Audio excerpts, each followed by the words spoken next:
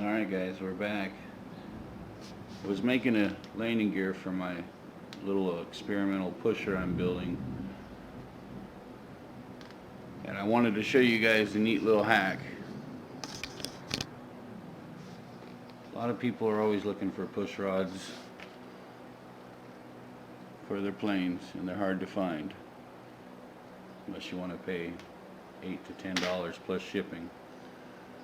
I came to the hardware store and I saw these little flags that you see in landscaping jobs.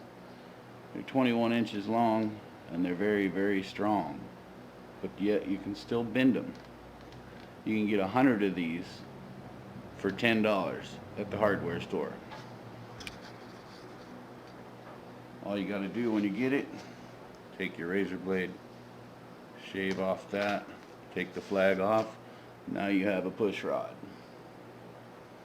or a landing gear.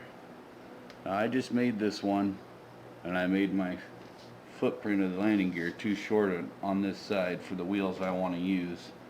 It fits, but it won't leave much room for a wheel collar. So I'm going to rebend one of those. And the way I do it, I'll show you with this one, is I bend them to where they'll fit up inside the fuselage, like so, and then I sandwich it in there with a little piece of plywood, basswood, and hot glue it. That's how I hold mine in there on my foamies and my park flyers. But this piece of rod you'll pay a fortune for from any hobby shop, but you won't pay hardly anything for it at the hardware store. I wanted to show you guys that little trick today and let you know that there's other things out there, and I think they make these in different lengths.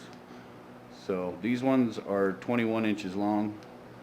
You could probably put two together and make a longer rod, or you could probably find some of these that are close to 3 inch or 3 feet.